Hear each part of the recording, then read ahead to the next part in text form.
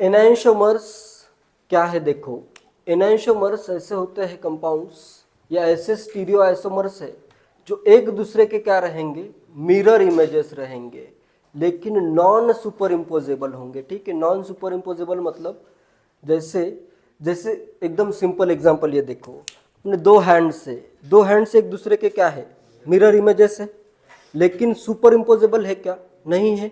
एक जैसे ये राइट हैंड है और लेफ्ट हैंड है, ये सुपर इम्पोज हो सकता है क्या, नहीं हो सकता ना।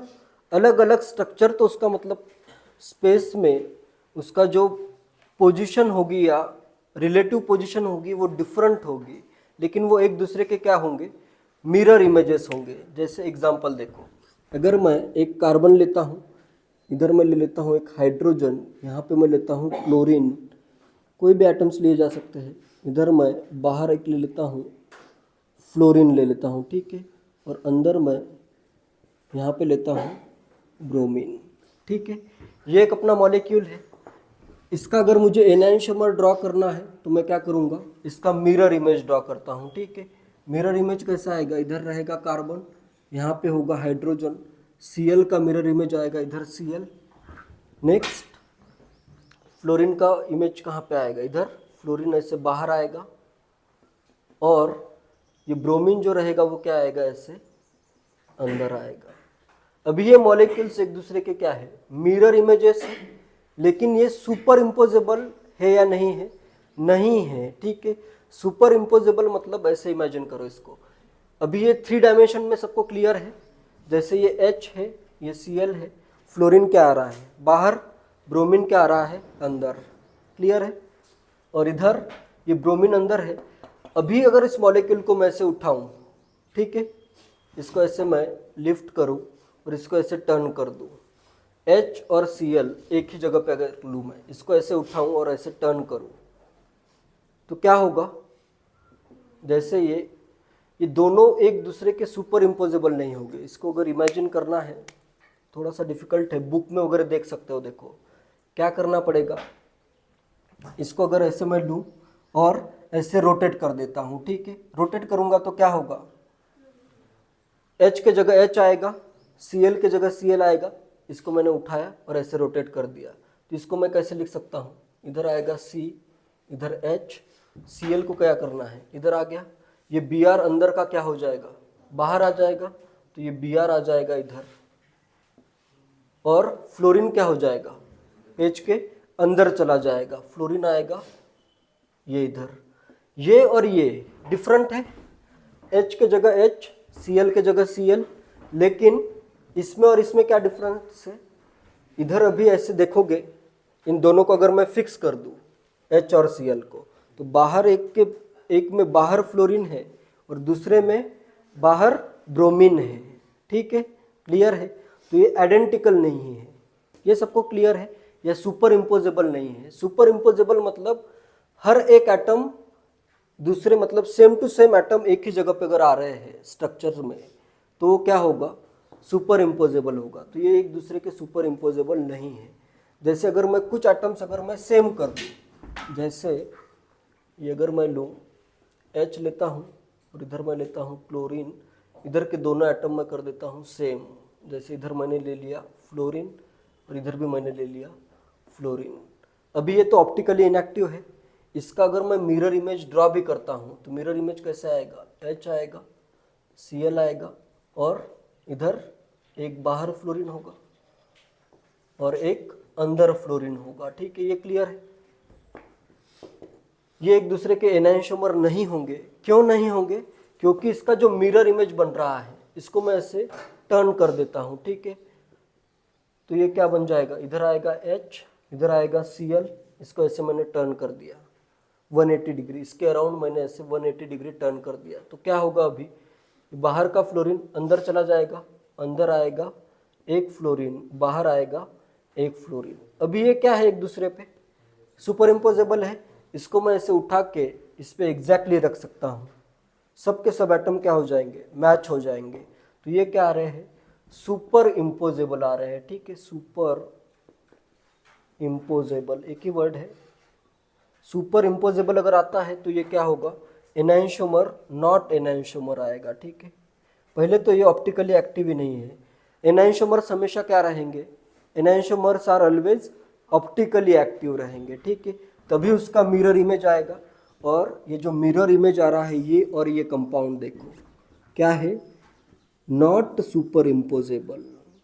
नॉट सुपर इम्पोजेबल अगर मिरर इमेज है, not super imposable mirror image अगर आती है, मिरर इमेज ऐसी, तो ये कंपाउंड में क्या रिलेशन होगा, एनाइंशोमर्स रिलेशन होगा, ठीक है। क्लियर है, ये वर्ड भी क्लियर है सबको। सुपर इम्पोजेबल का मीनिंग क्लियर हो गया यहाँ से।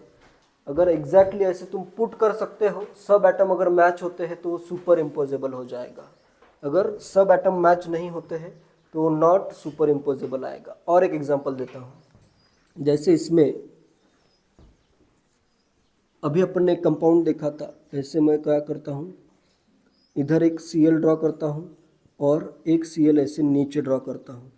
ये अभी ऑप्टिकली एक्टिव है, कोई एलिमेंट ऑफ सिमेट्री नहीं है, तो इसका ये एक फॉर्म होगा और इसका दूसरा एनाइंशोमर भी होगा। एक इसका एनाइंशोमर कैसे ड्रॉ करोगे, अभी इसको चाहे तो इस वे में भी ड्रॉ, ऐसे भी ड्रॉ कर सकते हो, जैसे ऐसे ड्रॉ कर देता हूँ, ठीक है। ये Cl का इमेज इधर नीचे Cl आएगा और ऊपर यहाँ पे क्या आ जाएगा, Cl, ठीक है। तो एक दूसरे के क्या होंगे, एनाइंशोमर्स होंगे। सब कंपाउंड जो भी ऑप्टिकली एक्टिव मॉलिक्यूल आता है उसका एक एनाइंशोमर रहेगा, एक मिरर इमेज रहेगा, ठीक है। क्लियर है, तो एनाइंशोमर्स आर ऑलवेज ऑप्टिकली एक्टिव, ये भी इंपॉर्टेंट है, ऑप्टिकली एक्टिव। और हर एक कंपाउंड का, हर एक ऑप्टिकली एक्टिव मॉलिक्यूल का कितने एनाइंशोमर पॉसिबल है, एक से ज़्यादा एनाइंशोमर हो सकता है क्या, सोच के बताओ। एक से ज़्यादा एनाइंशोमर, जैसे ये कंपाउंड है या ये कंपाउंड है, एक से ज़्यादा एनाइंशोमर हो सकता है क्या, नहीं हो सकता ना। मिरर इमेज तो एक ही बनेगी, किसी भी मॉलिक्यूल की मिरर इमेज एक ही होगी। तो ऑप्टिकली एक्टिव मॉलिक्यूल का हमेशा एक ही एनाइंशोमर होता है, ठीक है। इसका एनाइंशोमर ये, इसका एनाइंशोमर ये होगा, ठीक है। कैरेक्टरिस्टिक्स ऑफ एनाइंशोमर्स, एनाइंशोमर्स की क्या कैरेक्टरिस्टिक्स है, जैसे देखो ये दो अपने एनाइंशोमर्स है, इसमें देखो जैसे एक हाइड्रोजन है, फ्लोरीन है, ब्रोमीन, इनका स्ट्रक्चर लगभग सेम है, बस स्पेस में उनके अरेंजमेंट डिफरेंट है। तो इनमें जो इंटरेक्शन होंगे अलग अलग मॉलिक्यूल्स में, जैसे इसके मैं कुछ मॉलिक्यूल्स लूँ और इसके कुछ मॉलिक्यूल्स लूँ, उनमें जो इंटरेक्शन होंगे वो सिमिलर टाइप के होंगे। इंटरेक्शंस अगर सिमिलर टाइप के हैं तो इनकी फिजिकल प्रॉपर्टीज भी क्या होगी, सेम होगी, ठीक है। तो फर्स्ट आता है, they have identical physical properties. Physical properties इनकी आइडेंटिकल होगी, जैसे मेल्टिंग पॉइंट हो या बॉइलिंग पॉइंट हो, या फिर इसकी डेंसिटी हो, या फिर रिफ्रैक्टिव इंडेक्स हो सकता है। फिजिकल प्रॉपर्टीज सबको पता है, ये सब फिजिकल प्रॉपर्टीज क्या आएगी, सेम आएगी। क्यों आएगी सेम, क्योंकि जो मॉलिक्यूल्स में इंटरेक्शन है वो सेम ही है, बस स्पेस में इसका पोजीशन थोड़ी सी अलग है। तो फिजिकल प्रॉपर्टीज क्या होगी इनकी, आइडेंटिकल होगी, ठीक है, क्योंकि इनका जो interaction with other molecules is same या आइडेंटिकल इंटरेक्शन होगा, ठीक है। जैसे वंडरवॉल फोर्सेस आते हो या किसी भी टाइप के फोर्सेस होंगे, ये मॉलिक्यूल और इसी के जैसे और भी मॉलिक्यूल्स होंगे, उनमें सेम ही होंगे, जैसे होंगे ये और इसके जैसे और भी मॉलिक्यूल्स में, ठीक है। सिमिलर इंटरेक्शन के कारण सिमिलर या आइडेंटिकल फिजिकल प्रॉपर्टीज आएगी, ठीक है। सेकेंड इंपॉर्टेंट है, सेकेंड इंपॉर्टेंट कैरेक्टरिस्टिक ये है कि इनकी जो ये ऑप्टिकली एक्टिव होते हैं, ठीक है। एनाइंशोमर्स आर ऑप्टिकली एक्टिव, लेकिन इसमें एक डिफरेंस ये है, they rotate plane polarised light to equal extent but in opposite direction. They rotate plane polarised light to equal extent but in opposite direction. इसका मतलब ये है कि जैसे ये एनाइंशोमर अपना ये फर्स्ट वाला एनाइंशोमर है, इसका अगर स्पेसिफिक एंगल ऑफ रोटेशन अगर मैं लूँ +25 डिग्री, तो इसका स्पेसिफिक एंगल ऑफ रोटेशन कितना होगा, -25 डिग्री होगा, ठीक है। इसका कितना हो जाएगा, -25 डिग्री। दोनों ऑप्टिकली एक्टिव होंगे। ये अगर प्लस में कर रहा है रोटेट तो इसका एनांशियोमर गारंटेड सेम एक्सटेंड करेगा लेकिन अपोजिट डायरेक्शन में करेगा। ठीक है, ये +25 तो ये -25 आ जाएगा। ठीक है, जैसे इसका अगर मैं लूँ -13 डिग्री तो इसका कितना होगा फिर +13 डिग्री हो जाएगा। ठीक है, क्लियर है। तो ऐसे एंगल इसका क्या आएगा, अपोजिट आएगा। तो ये सेकेंड कैरेक्टरिस्टिक है। थर्ड कैरेक्टरिस्टिक ये है, इनकी जो केमिकल प्रॉपर्टीज होती है या केमिकल रिएक्शंस होती है वो भी क्या होगी, आइडेंटिकली होगी। They have identical chemical properties, identical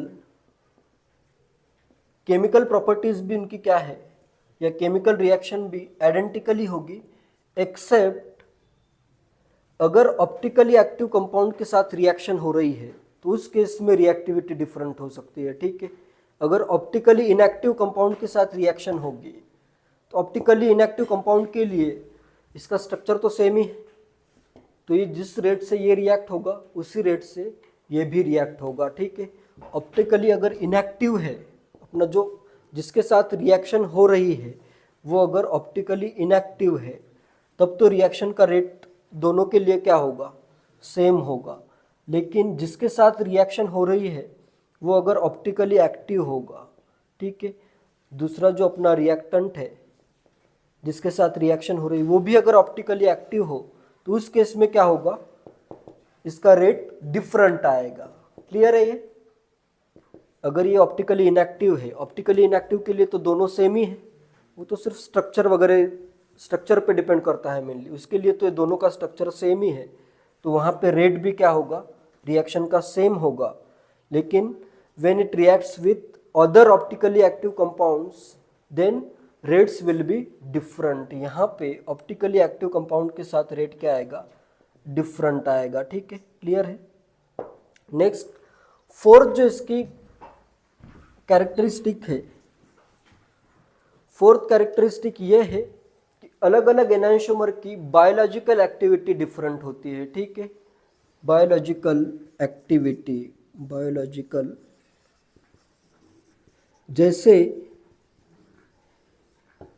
Glucon D सुना है सबने, ग्लूकॉन डी में जो डी लिखा होता है, ठीक है, डी आता है, ये बाद में तुम्हें बताऊंगा। ठीक है, ग्लूकॉन डी में एक होता है डी, एक होता है एल, अलग अलग कॉन्फ़िगरेशन आते हैं। ठीक है, तो जो भी ह्यूमन हो या जो भी एनिमल होते हैं, ठीक है, एनिमल्स में सिर्फ प्लस वाले जो शुगर आते हैं, प्लस वाले शुगर या प्लस वाले मॉलिक्यूल्स जिसका ऑप्टिकल रोटेशन पॉजिटिव होता है वही मेटाबोलाइज होते हैं। ठीक है, मेटाबॉलिज्म वर्ड सुना है सबने, प्लस वाले ही सिर्फ, जैसे तुम एक अगर मेरे पास डी शुगर है, एक एल शुगर है, ठीक है, जैसे एक प्लस वाली शुगर है, दूसरी माइनस वाली शुगर है, तो अगर तुम माइनस वाली शुगर खाते भी हो तो उससे एनर्जी नहीं मिलेगी, सिर्फ प्लस वाली शुगर ही क्या होगा, इसी का मेटाबॉलिज्म होगा और इसी से तुम्हें एनर्जी मिल सकती है। ठीक है, या जो भी बॉडी में रिएक्शंस होती है, बायोलॉजिकल रिएक्शंस होती है, उसमें सब में सिर्फ प्लस वाली शुगर ही काम में आएगी। एक ही एनांशियोमर उसका यूजफुल होगा, दूसरा एनांशियोमर यूजफुल नहीं होगा, इसके साथ कोई भी मेटाबॉलिक एक्टिविटी नहीं होगी। ठीक है, क्लियर है। फोर्थ वाला पॉइंट, दोनों में से सिर्फ एक ही एनांशियोमर काम का है, सेकंड वाला एनांशियोमर इनटेक करते भी हो तो इसका कोई यूज नहीं होगा, सिर्फ एक ही रिएक्ट करेगा। जो एंजाइम्स होते हैं बॉडी में, शुगर को ब्रेक करने के लिए एंजाइम्स होते हैं, एंजाइम्स खुद क्या होते हैं, ऑप्टिकली एक्टिव होते हैं। ठीक है, तो सिर्फ प्लस शुगर की ही रिएक्शन कर सकते हैं या उसी को ब्रेक कर सकते हैं, माइनस शुगर के साथ उसकी रिएक्शन होती ही नहीं। ठीक है, उसका जो स्ट्रक्चर होता है सिर्फ इन्हीं को डाइजेस्ट करने के लिए बना होता है, इसके साथ कोई रिएक्शन होती नहीं है। ठीक है, तो उनकी बायोलॉजिकल प्रॉपर्टीज़ क्या है, डिफरेंट है, या बायोलॉजिकल एक्टिविटीज़ क्या है, प्लस और माइनस की डिफरेंट है। तो ये चारों कैरेक्टरिस्टिक्स बहुत इंपॉर्टेंट है। और एक बार रिवाइज कर देता हूँ, फिजिकल प्रॉपर्टीज़ आइडेंटिकल होगी, ठीक है। सेकंड है ये ऑप्टिकली एक्टिव होंगे और उनका जो स्पेसिफिक एंगल ऑफ रोटेशन होगा वो इक्वल होगा लेकिन अपोजिट होगा, ठीक है। दोनों एनाइंशोमर का एंगल क्या होगा, अपोजिट होगा। नेक्स्ट, जब इनकी रिएक्शन ऑप्टिकली इनएक्टिव कंपाउंड्स के साथ होगी तब रेट ऑफ रिएक्शन क्या होगा, सेम होगा। लेकिन अगर ऑप्टिकली एक्टिव कंपाउंड है या जो अपना सेकेंड रिएक्टेंट है वो भी अगर ऑप्टिकली एक्टिव होगा तो उस केस में रेट ऑफ रिएक्शन डिफरेंट आ सकता है, ठीक है। एंड फोर्थ प्रॉपर्टी ये है कि they have different biological activities. दोनों में से एक ही शुगर काम का है, सेकेंड वाला शुगर काम का नहीं है, ठीक है।